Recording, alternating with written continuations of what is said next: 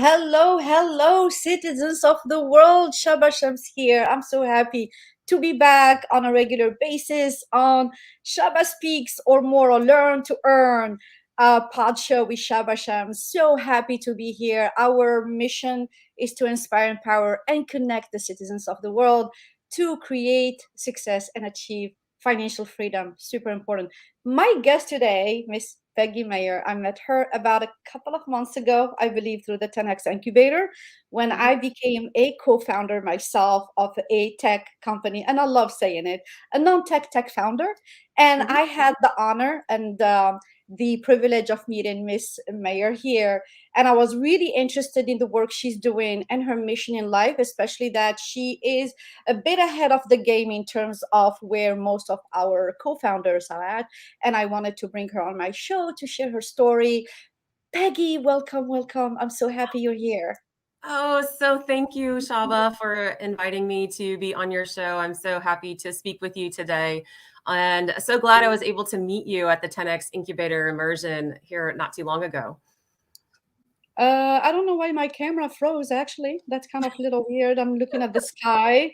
So maybe, the beauty of Deep thinkers, you know. the beauty of doing live on things. I don't know if I should just stay there. Let me maybe remove myself and let's do it. No, it's still not working. Oh, This shoot. never happened before, I must admit. So I'm just gonna go ahead and continue, and you're gonna enjoy my face looking up the sky. I'm in a state of prayers. I can tell you that I am actually moving around.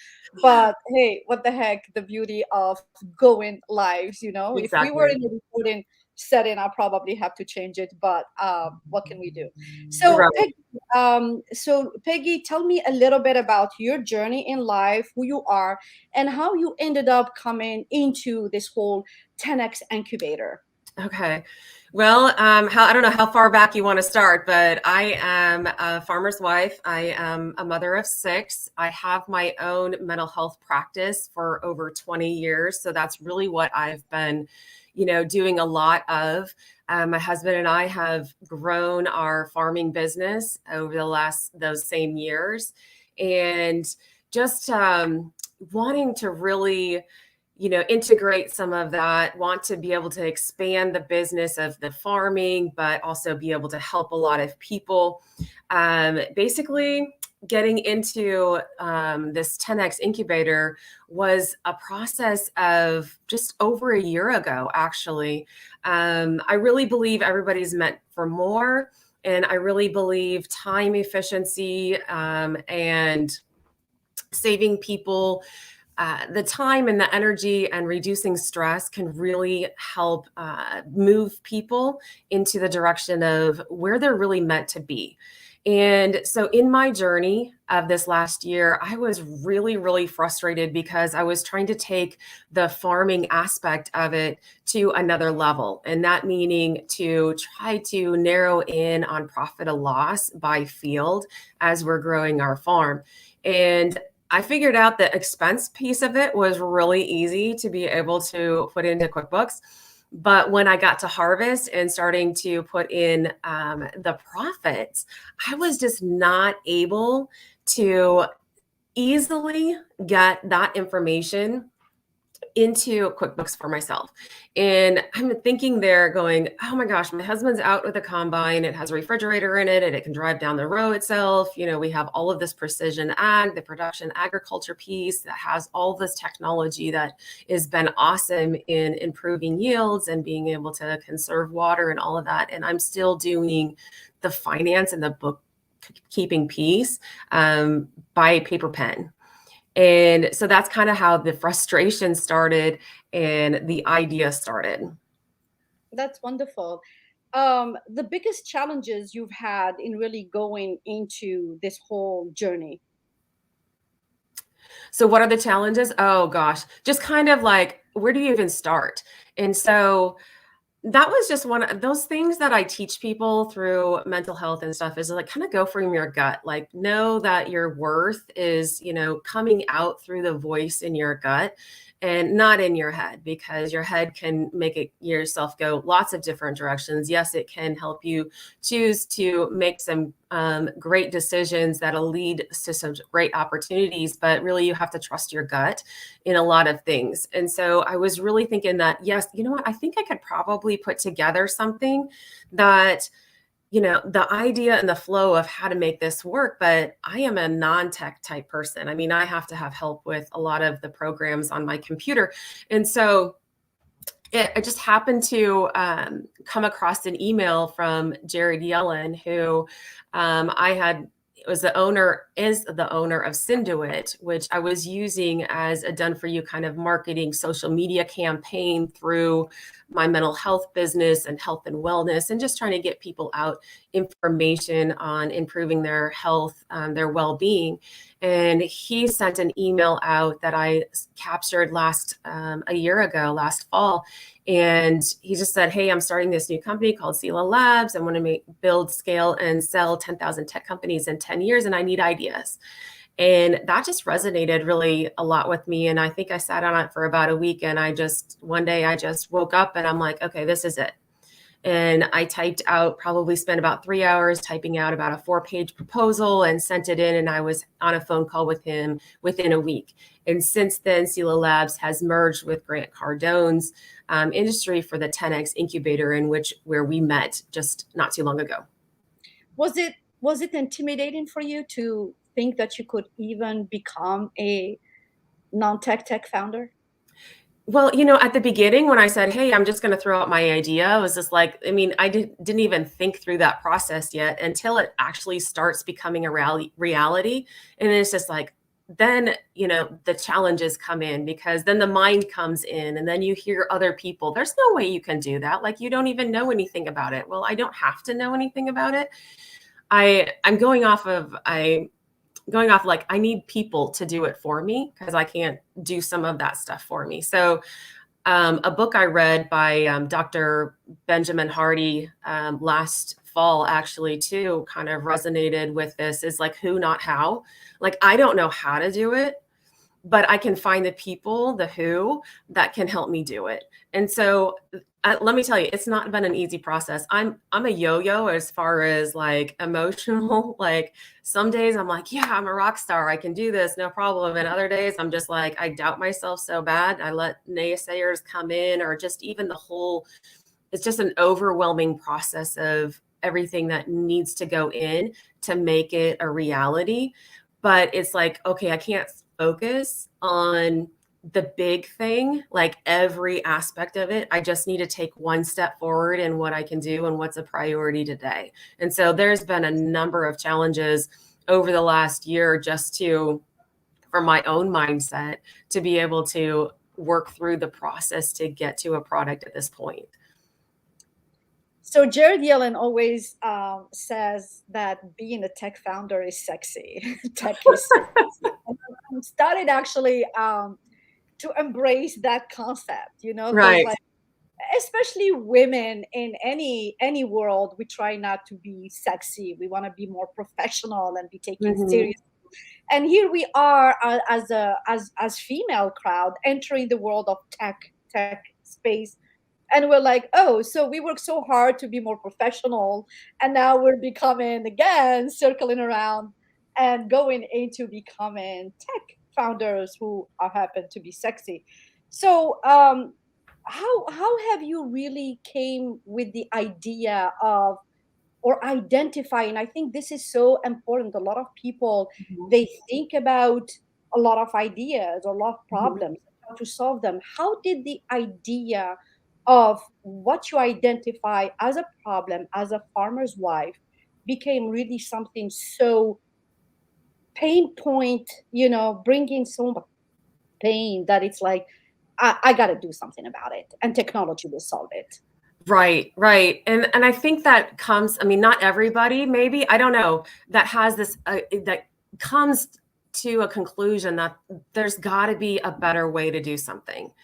And that's where I came last fall, is that I was spending hours after the kids went to bed, piles of paperwork, trying to sort through figuring out if we got paid for everything. So those of you that don't know anything about Field Pocket, haven't heard about it, it is a software. It's a harvest solution software for farmers that is the ability to organize, manage, and link all the harvest paperwork. So it's the contracts, it's the scale tickets, it's the settlement sheets, and being able to link all that data together. So at the end, you can come out with customizable reports that can show you the exact number of bushels by field, what elevator you took it to, the dollar amount that you got for each of those fields, any kind of reports that is helpful for you in your business to be able to make better decisions.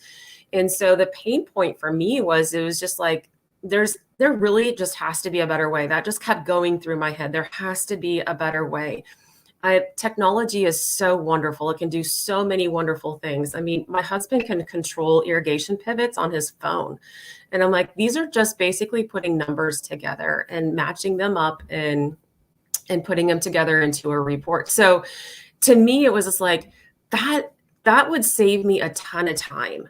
And if it's going to save me a ton of time, it's going to save me a ton of energy and stress. I'm like, look, I can go to bed. I mean, I preach to all my clients, sleep, what you eat, and exercise and stress management are the pillars to a great life.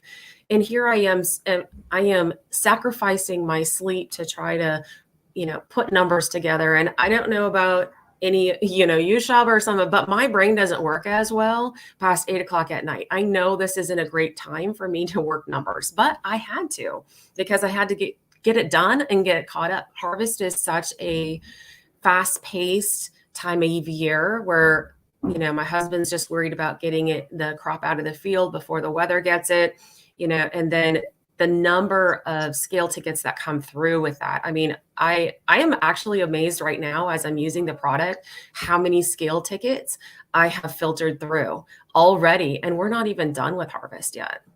So So you yeah, go ahead.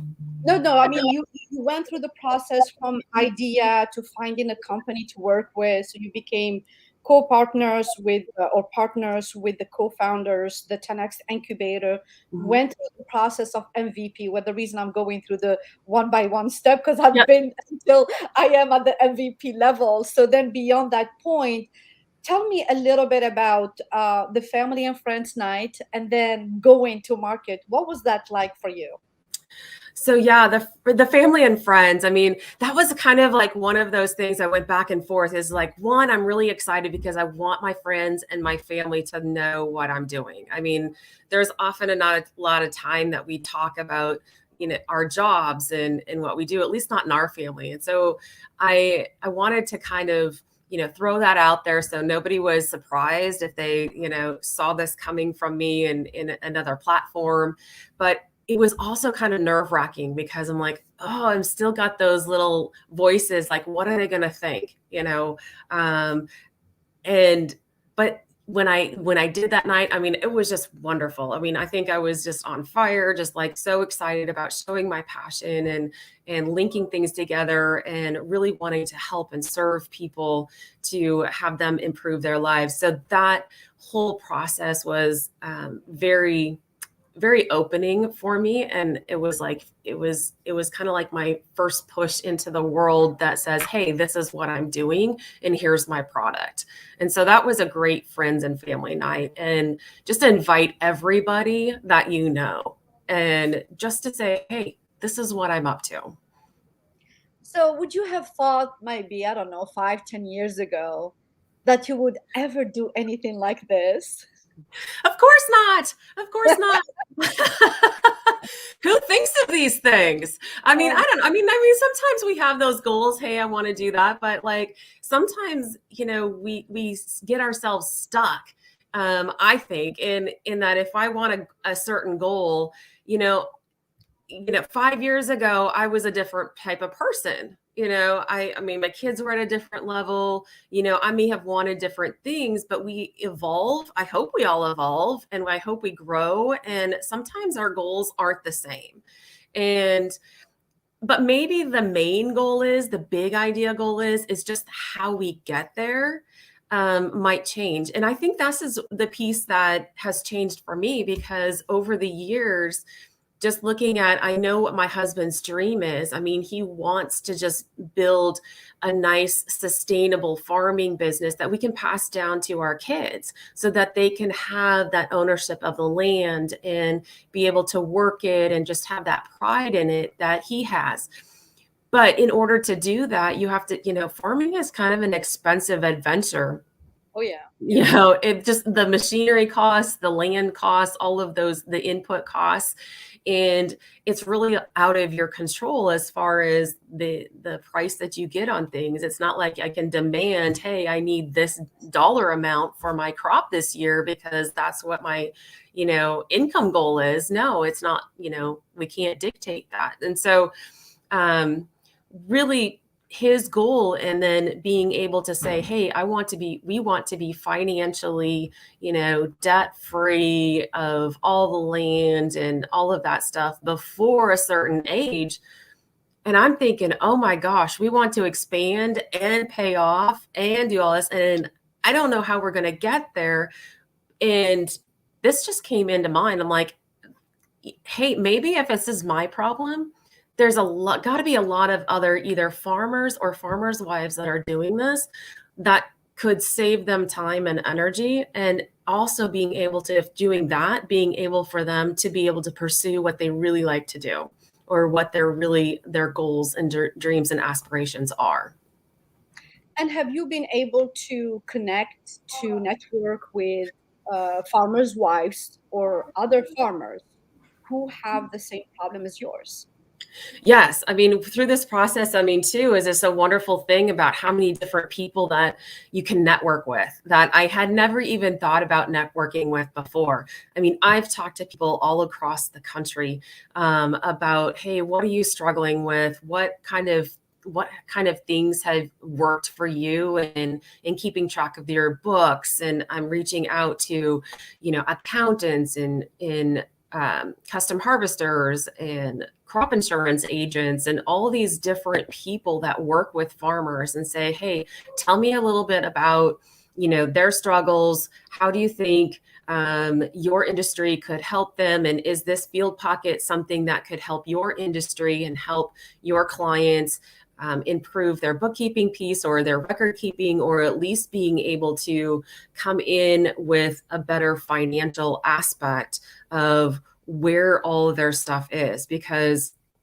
right now, a lot of times people are just, okay, I get a check and I'm just assuming that's what, I mean, I got paid for everything. And that's not always the case. And I hope it is, but we've missed loads before, we've missed checks before. And I just want to clear up that, I mean, with farming and being the margin of profit is becoming narrower, you want to be able to capture all that you can. Peggy, I love your so many things about you. This just genuine things or way of being that you have, and really wanted to help either farmers with making their lives easy, or the work you do through positive solutions Mm-hmm. as a therapist. I love that. I love that. And I'm trying to think from your angle or your perspective, how are you bridging these two industries? Where do they come together, being an owner of a positive therapist at Positive Solutions, and being a co-founder at Field Pocket? How are you seeing these two? And I wish you can see me because I'm bringing my hands together. Yes, yes. And then this, yeah, I don't know what's going on with my camera. It just decided that today it's gonna do its own thing. I'm just happy that I am able to see you, because this is your time, not mine. But Right. I responding with a smile and a whole body language, just because I love Mhm. you. and I and can just envision you, Shaba. yeah, You're awesome. beautiful, beautiful. I'm like all energy, positive, and smiling, and I love what you are and what you stand for and what you're trying to bring to this world. And really, it is the time for us to try to bring out all this positive energy, all Mhm. these leaders and the people who are trying to improve the world and make it a better place and solving problems. And thank you for doing that. But come back to my question about Yeah. positive solutions. And Mhm. field pocket, where do they intersect and how do you bridge between the two? Well, really, I see a really nice bridge because my work in mental health and just being teaching and educating others on, recognizing what stresses them, what's going on in their head with their thoughts and in their body with their feelings and how they react to that. And farming is such a roller coaster, I believe, of emotions because one day the weather, you're cursing out the weather because it's not raining, it's too hot. And the next day, you're wanting to get something done and then it's rainy and it's up and down and there's so many uncontrollables that we can't like really put our hands around that I think my experience and my work in teaching others through their mental health and their well-being and taking care of themselves is a great bridge because I see Field Pocket as one of those stress relievers, something that can kind of reduce the frustration, the stress, the anxiety, any of that related to where they're at with their finances, but also being able to teach them that there are so many different ways that we can change our thought patterns to be able to, make better choices and go through some of the hard times at a good level. Like we have to keep humor in it. I mean, I've told some of my clients, hey, I'm not worried about you until you stop laughing. And that's when I have to worry about you. And I know you like to laugh too, Shaba. So, I know you understand that piece is that we need to kind of like shake ourselves up sometimes and say, hey, life is okay. We can always find something that we can be grateful for. And if I can bridge the gap in the understanding of getting into the farmers, because it's a very, very, very stressful occupation. And just was on a seminar or a workshop the other day on, the amounts of the levels of suicide in farmers is incredible. It's like 3 times more than the general population. And I just feel like the stress of the job of, if you really think about it, farmers, they feed the world. That's a big responsibility. And Yes. and they also have a responsibility to feel like they got to pass on their legacy to the next generation. And if they can't make that land work for that, then they feel like they're failing future generations. And so that's like a tough burden. But to be able to help them through some of the struggles, to be able to help them understand that, hey, you know what, the weather goes in cycles, life goes in cycles, how can we, just stick down and we can make it through this one. Something is going to get better. We just have to have faith and we have to have belief and we have to just keep working towards something and having a mindset that we can do it. Yeah, Stephanie says something like, love that a tech company being a stress releaser for farmers. Yes. Absolutely. Peggy, I have another question about your family. You're a mother of 6, Mm-hmm. correct? Yep. Wow, that's amazing. So all women out there, don't think that you cannot have both. So here's a good example. So I'll come back to the family question in a second. So you and I connected in person Mm-hmm. during the October immersion for the 10X Incubator, a first of its kind, Yep. and it was simply amazing. So for me, what was your experience like joining and meeting the co-founders down there? And what was going through your mind the evening we did paint battle? Yeah, if you haven't seen the video out there, somebody's got to like re-show that video over. I know it's been on Instagram and Facebook all over the place, but first off, to be in a room with a bunch of other like-minded people, that's always been like, I feel like I'm always outside the norm as far as, how I think and to be in a room full of people that are just as excited and passionate about changing the world and impacting the world through, things that are outside the box. Like that was so invigorating to me, and to be able to be around people that want you to win as much as you do. They're all just positive, positive people that we all want to win. We want to win as a team. I'm very sports minded. My whole family is. And so just to be part of a team that everybody's working together toward everybody achieving their own goals, but we're all winning at the same time. And that pain experience goes into, I think, some of my competitive sports things. I'm like, I didn't know if anybody else was that, but holy buckets, that was the most competitive paint war that I have. I mean, I've never been in one, but I could imagine that most of them aren't like that. But I mean, it was amazing and it was so fun. And just to be able to like share that with a bunch of people. I mean, there's like 40 people in this room, all, splashing paint and dumping paint on everybody. But it was no holds barred. I mean, and nobody got mad about it. Everybody had a good time. So there were things that we were doing along the lecturing and the training and the mindsetting and all that. And some things were more challenging than others. What was the most challenging thing for you to do during that immersion? I think just kind of face my own doubts. I mean, through the whole training is like trying to get in your story and kind of get down. And I found times where it was just like, oh, I don't know if I can do this. I mean, I see all these wonderful people around me that, have huge successes. And I'm like, then I go and doubt myself. But then somebody will say something. And if anybody doesn't know Mike Rock and his podcast, you need to go check that out. I think it's like, What Are You Made Of? Is that right, Shaba? Yeah. You got to check that out. He is just, it doesn't matter what he says or how short it is. It can just flip my switch and going, oh yeah, I can do that.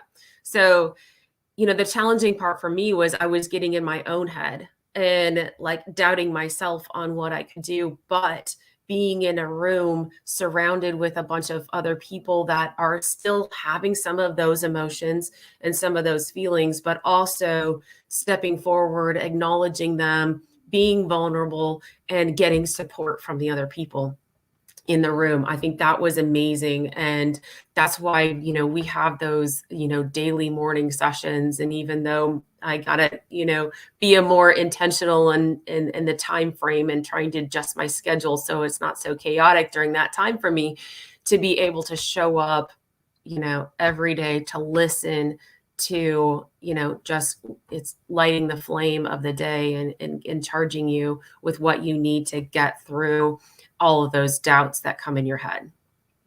So I love a comment you just made about being in a room with other people who have their successes. And granted, we were probably like 40 or some in the room, and everybody had their own journey, success, Mhm. right? What do you, or how do you define success? What is success to you? How would you feel about Peggy achieving Mhm. success? Well, success sometimes can be one of those far reaching things, but I really believe that success is just doing the little things over and over again. And so success is, hey, I had this doubt, I squelched it. It's like, oh, yes, I have this, but that's not true. Those are just like anything that brings you towards your better self, that you're meant for more, that you are on that journey towards that, you're taking a step towards that, that's a success. And success doesn't have to be this, this bright rainbow at the end of, the dark clouds, or even that, pot of gold at the end of the rainbow. It doesn't have to be something that is just a one-time thing. Success is something that grows in you every day. You have that choice to take that step towards, making your life better, your passion, your fun, just making the world a better place. That is success to me. Peggy, why are you the right person for a full pocket? I'm the right person because I live it. I mean, I have gone through it. I've been a farmer's wife for over 25 years, and just progressively, if you want to be successful in a business, you have to know your financials, no matter how, mundane it is, or procrastinating, anything, if you don't know your numbers, you know, you're gonna sometime run out of time with that. So I'm the right person because I live it. I mean, this is something that I do, and actually, I was in speaking to a group of farmers, and really, you know, being the only female in the room, basically, and you know, is a little sometimes intimidating when you're talking to farmers because you know they're all production people, but you know, starting off and with a little bit of a joke saying, you know, I'm not in your shoes and you're some of you might not be in mine, but I'm the bookkeeping piece and you're the production piece. And some of you might do both, but and then talk about Field Pocket and what it does. And you just hearing the little blurbs of she knows what she's talking about. Yeah, because I have gone through the process of trying to figure this out for, you know, it's been more than a year, but you know, just really just living it and trying to fine tune it all the time. You know, I'm that person. I know what it is. I want to know. I want to know how other people do it. And I want to be able to help people do theirs better as well. And what is your strategy in getting your product known by other farmers? So it's a multifaceted approach. You know, one is to target farmers that I believe would be it would be very useful for them. It is working through other people that know farmers. So I'm working through bankers, I'm working through bookkeepers, I'm working through accountants and crop insurance and anybody really that touches farmers. I mean, I can go to seed meetings, I can go to agronomy meetings, I can, you know, target trade shows that target ag communities and just really kind of a pronged approach because it takes more than one contact to be able to hook somebody in on something and to change how they're doing. So it's just keeping after it. You know, you just, if, even though it doesn't look like it's you're doing anything that day, you're making waves. Even a small pebble in a lake makes ripples. And so you don't know how that's going to affect in the long run. So you just got to keep at it. So I'm hitting it at every angle. You're a mother of six and Mhm. owner of actually two businesses now, Positive Yep. Solutions and the Field Pocket. How do you manage being a mother of six and then doing all what the other things that you're doing and even attending to immersion? Well, I don't know some days. Really. I mean, I'm fortunate to have my kids are spread out. So I have an 8-year-old, 10-year-old, 17, 19, 23, and a 25-year-old. So the upper three are out of the house, but that doesn't mean that you stop being a mom whatsoever. You're always in contact with them. So you're just not in the day to day. I've got a senior in high school. That's all that fun stuff about being a senior and going on to college. And then I have the two younger in elementary school. And let me tell you, it's a challenge sometimes. You cannot be all and do all. There is no like, I used to teach people there's a balance, you know, you got to have balance in life and it's got to be, you know, somewhat equal. And it's not like that. It's just that you have, you know, you pull in one direction in one time and then you have to like pull in another direction another time. And so over time, it's still a wheel that kind of runs smoothly, but it's not every day that you can equally put your attention on stuff. So I really spend a lot of time, a lot of my time is batching. And so blocking out periods of time where I'm going to work mainly on Field Pocket. I block out a couple days of the week that is, you know, focused on positive solutions and working with my clients. And usually then, you know, I find I'm very good, I think, at I kind of put myself as like a self-proclaimed like master of organizing time because, you know, with 6 kids in a house and a busy, you know, all of this, and my husband used to commute to coach at a college 100 miles away. So just managing a lot of that myself, I think I've just taught that there are time you have to organize and manage your and prioritize your time the best you can, and there really isn't, you know, a whole lot of downtime. So people say, oh, have you seen this show? And I'm like, I don't watch TV. I'm like, I don't have time to watch TV. I'm like, there's always something to do, right? Yeah. And I want to improve myself and I want to improve the lives of my kids, and there's no time to waste on that because time is all that we have. And what are we going to do with that time? And how is that going to help us move in the direction of being more than we are now? What is your favorite dish you make out of what you grow? Oh my gosh. I envy you, by the way, because I come from Africa. I Uh-huh. grew up with organic food. So I envy you that you actually have a farm that provides for you natural organic Yes. produce, And you and know. so I would say it would be kind of a hard toss up because it would be, it's mainly kind of our garden stuff. And we do, not necessarily commercially produced, but we have sweet corn that we sell in the summertime. So, with between sweet corn, and anything for salsa, I guess, I grow a lot of stuff for salsa. So the tomatoes, the peppers, and my kids love pickles. So we do cucumbers and stuff. So I think anything that comes out of the garden, Yes. but being able to enjoy that all year long by canning it or freezing it, so we can have corn and green beans and salsa and whole tomatoes all year round. And there's nothing that beats that.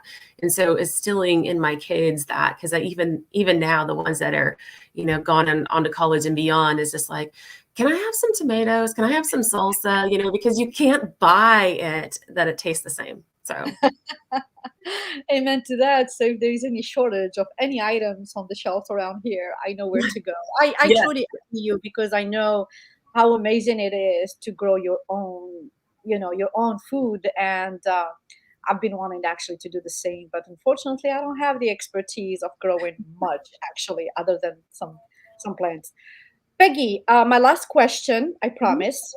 Your moonshot and your call to action. See, it's kind of one and two. Okay.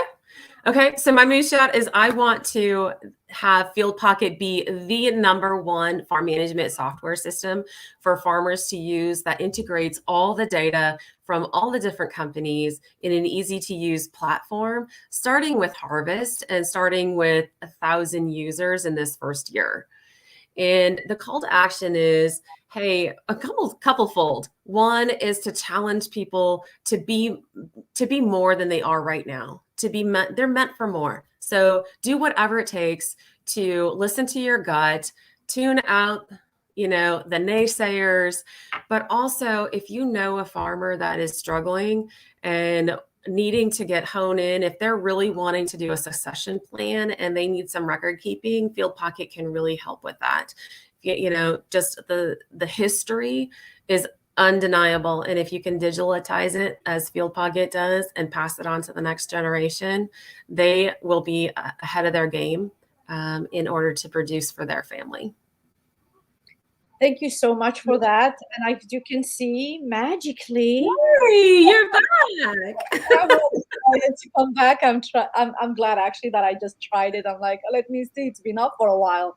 It sent me like little message that say your camera was disconnected, and I'm like, how in the world my camera is embedded in my computer? So anyway, I'm glad actually that our faces came back Yes, yes, yes. because seriously, I mean, I was smiling the whole Oh, time. I could feel you. I could feel Yeah, you. I just love what you're doing, and I love the person that you are. It's just like so authentic and coming from the heart that you can feel it. So let me see here if I have. Oh, seen at the end. Yeah, Mohammed, it's never too late to be seen at the end. And then Stephanie says, "You're making me hungry." So we It's were true, talking. true, true. So, Peggy, thank you so much for taking the time out of your very, very busy life and schedule. I appreciate you so much. I've been really honored to meet you in person. So, this is more of an extension of a Mhm, friendship.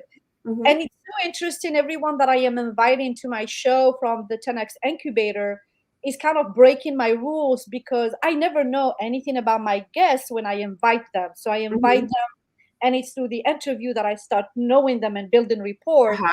And through the 10X Incubator, from Jared to Sirach to Emmanuel to yourself and Caroline and Crystal next week, it's people that I've known already that I appreciate. And I kind of like, it feels like, yeah, I want to know more. I want to know more. Yes. So thank you for being here. Thank you for allowing me to be on your show, and love talking with you, and hope we can do this again sometime.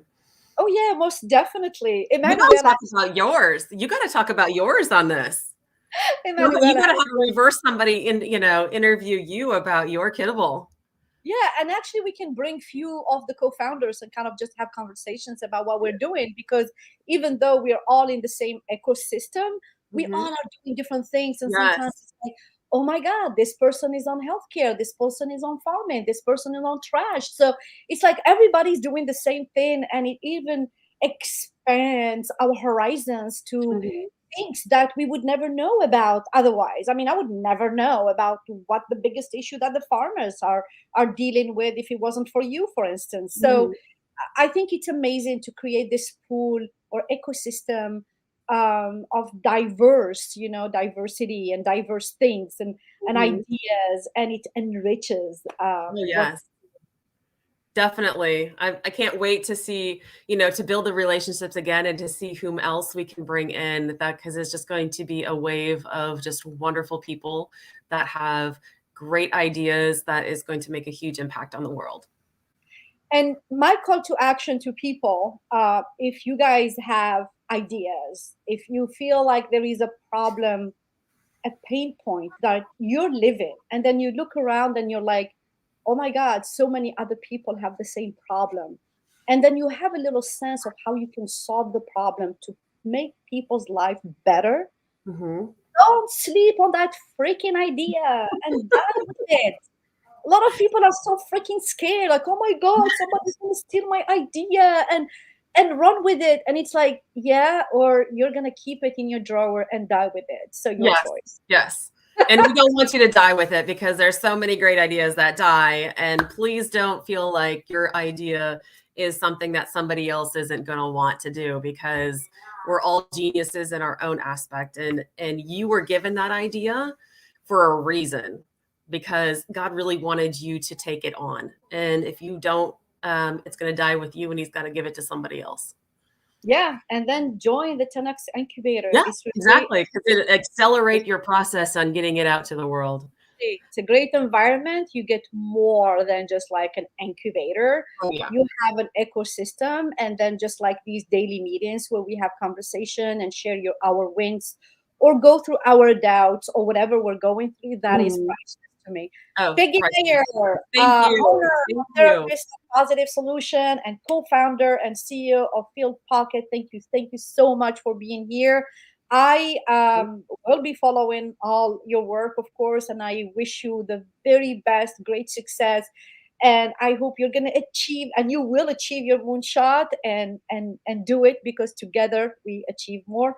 Thank you guys for watching. This is another episode of Shaba Shams on health, wealth, and relationship to inspire, empower, and connect the citizens of the world to create freedom, no, financial freedom, and achieve success. I will see you on the next one, and salam.